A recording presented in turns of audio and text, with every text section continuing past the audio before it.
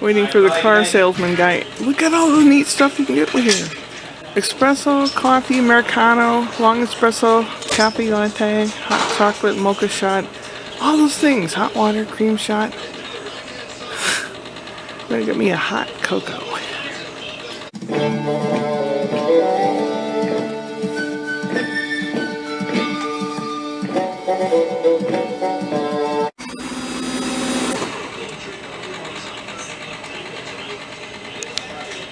Wow. That's pretty impressive. Does it taste good though? It looks awfully hot.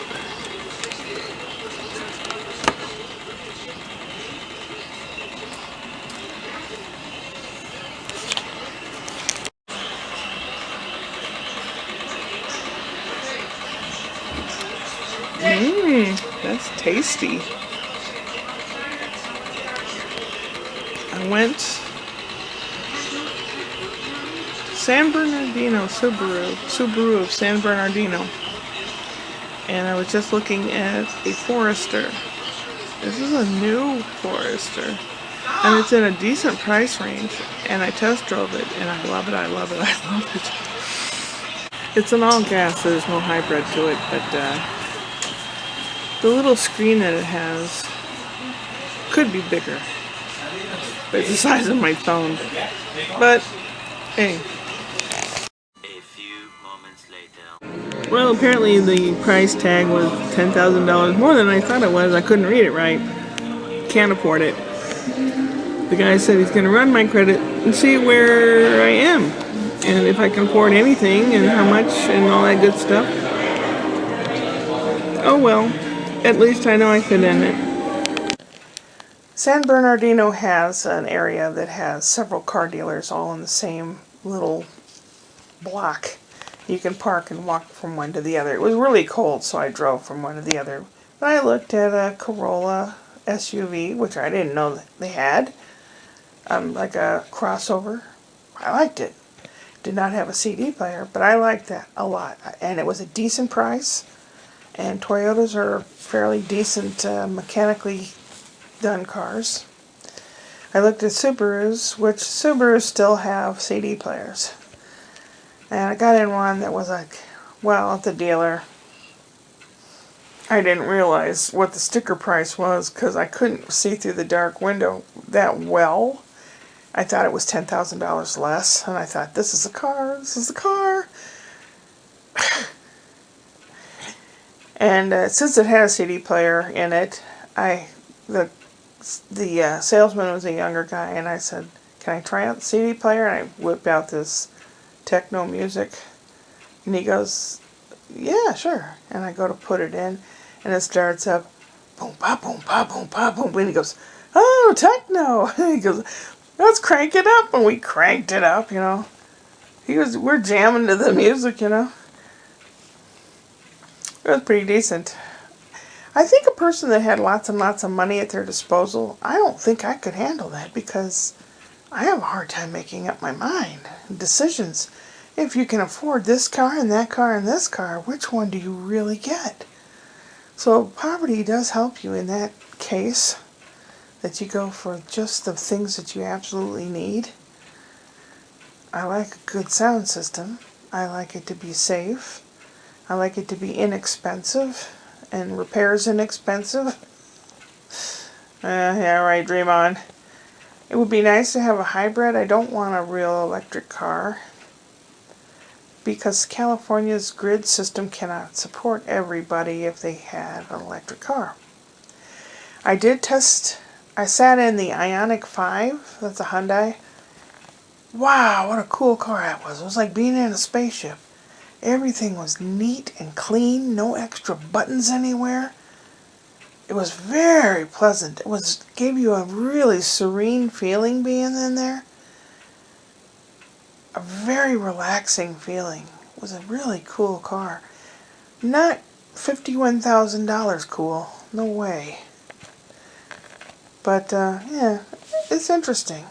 And who knows which way cars are going to go. But I went to the Subaru dealer, and the guy had me behind the desk, was talking to me, what's it going to take to get you to drive out of here tonight with the brand new blah, blah, blah, blah. I was like, he says, I'll give you a deal and you can't say no. So I said, no. So he gets up and he sends in another guy with a little more hard sell. They were talking about credit and crap like that. And I said, I don't have any credit. He goes, oh, well, let's run your credit. He took my license to run my credit. And he goes, and his third guy comes in. Pathetic, sad, little white man with liver spots on his head. And he looked like if I didn't buy a car from him, he was going to be homeless. You know, send the pathetic guy in. And I said, today I'm out looking, measuring and see if I fit in it, this, that, and the other thing. I said, my intention was not to buy a car today. And they kept asking me, what are my assets? What do I have? How much can I fork out of my pocket? And then,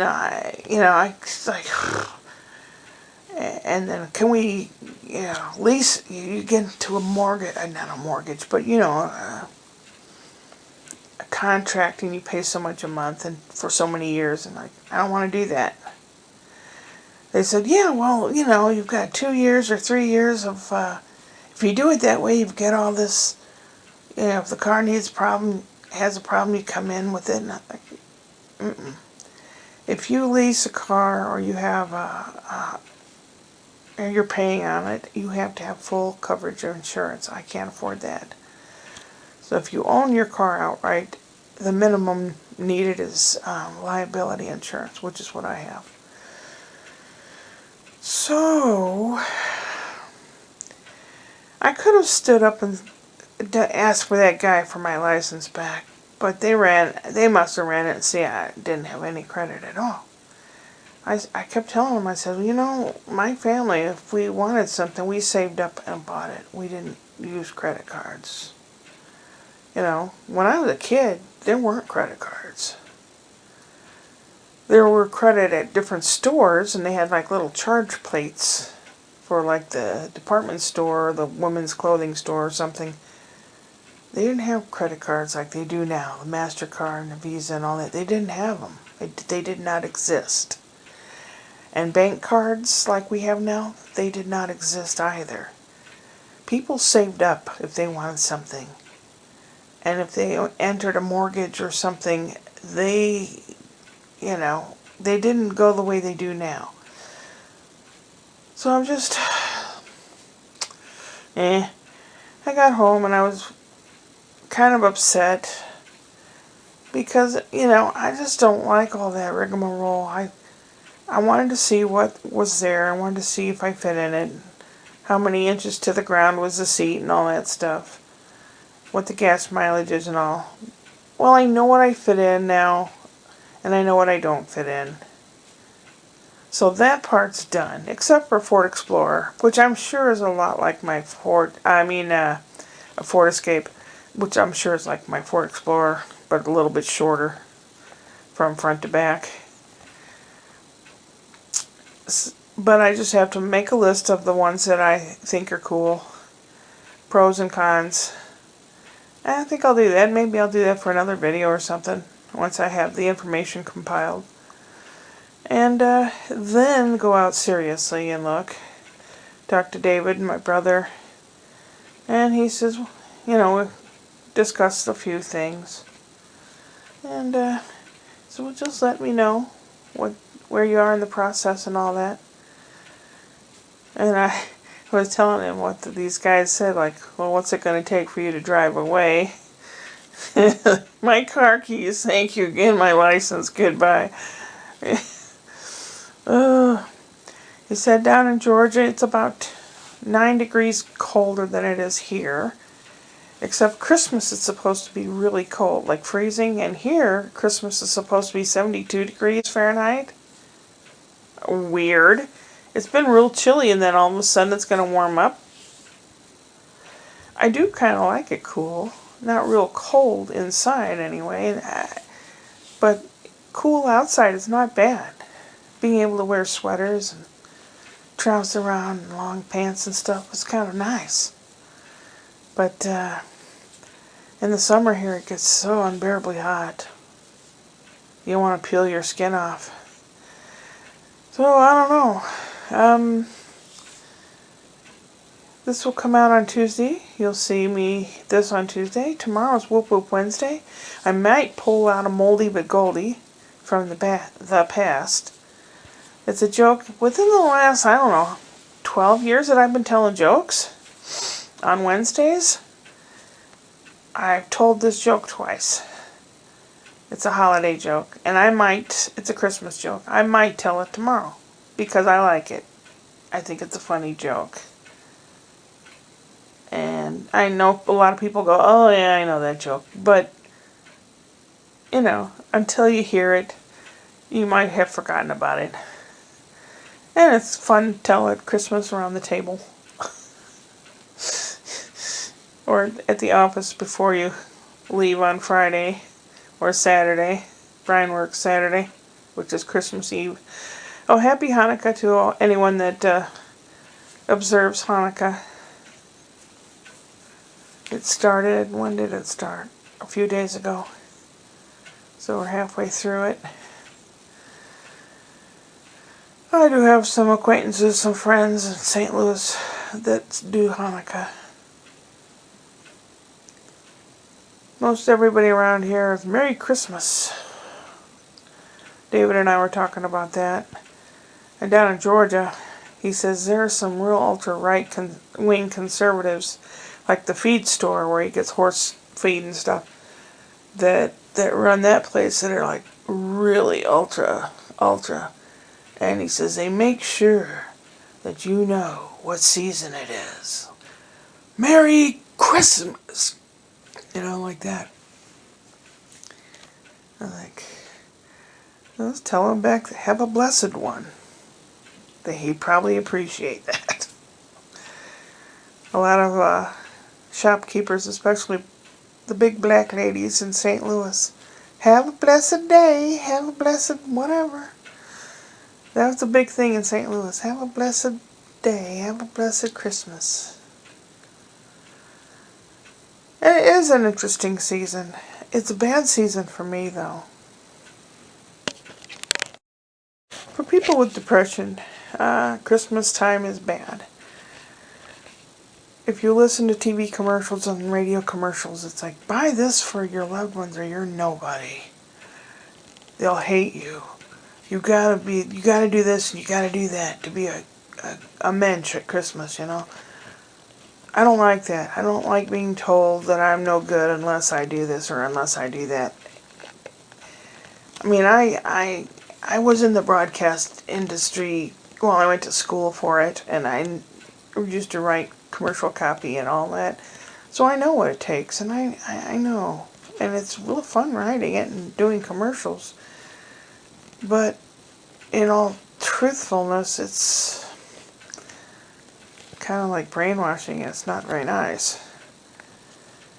So, and some of the people that are not there, like for Richard and my mom. I wasn't that close to my mom, but I feel so bad about... Richard was like a puppy, an eternal puppy. He never meant anyone any harm. He wasn't the brightest bulb in the box.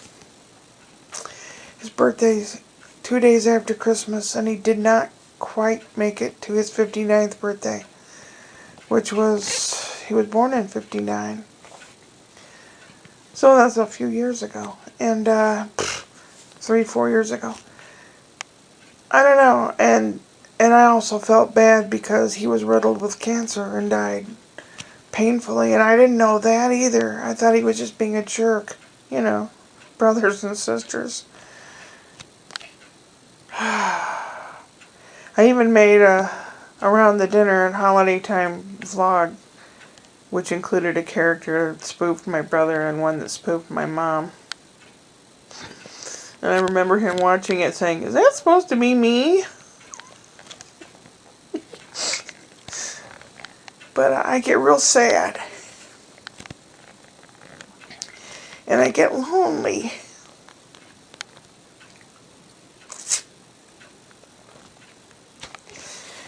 just hide in my hidey hole here and I cry. And the kitty cat, this kitty cat's such a sweetheart. He likes to sit on my lap, which I never really had a cat that's done that before. This one, it's like he knows when I'm not feeling happy. He comes and he puts his arm out and stuff. And the baby, having to get to take care of that baby, it's all a blessing. And being able to be here without being homeless is a blessing. Well, I better shut up now. I'm sure I've talked long enough. This is a difficult time of year for a lot of people. If you live where it's icy and cold, and you have to try to keep warm, you have to try to keep food in your pantry and try to keep warm. If you live where it's not, you still have to try to maintain your sanity, what there is of it. I wish the healthcare system concentrated more on mental health and neurodiversity and things like that. The people are aware of it now, but people need help. We need help. Because I'm included. Still haven't done some of those things I'm supposed to do for the last couple of months. Actually, 8 months. Oh, yeah. Well, Wednesday will be Whoop Whoop Wednesday. A joke for you. Thursday, I don't know. I might go hither and yon on Thursday. I don't know.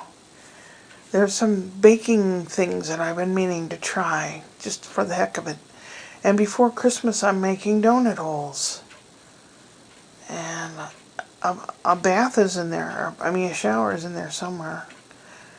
Yeah, I haven't had a shower since I don't know when. And don't say, ew, gross. At least you don't have to smell me. It's been cold. I don't like taking a shower when it's cold. I don't have all the heat and air conditioning capabilities in this section of the house. That's what I want to remedy. Brian's all excited. He says he has something for me that I'm going to love. I don't know what in the world that's going to be. My late boyfriend, back to life. Yep, I miss him. I miss him more than I would ever miss my ex-husband. Because my ex-husband really never gave anything from himself to anyone else. It was always take. So, whatever. I hope you have wonderful holidays. Happy Hanukkah, Merry Christmas, in case you don't see any more of my videos. I don't know if I'll film Christmas or not. It'll be interesting. Maybe I will. Because I think Ashley's sister brings over Christmas crackers that have the little hat and the joke inside. And Jason usually makes fudge. He makes really good fudge. I'm making asparagus. Ashley's gonna have the ham. Brian wants to make mashed potatoes by himself. So, last holiday, Thanksgiving, he made a plethora of crescent rolls. That's okay. You can use those up. You can make French toast out of them, even if you have too many. But, yeah, I don't know what dessert will be. The donut holes, I guess. And maybe some things I'm going to try to make in the next few days. Who knows? Well, yeah. Upward and onward.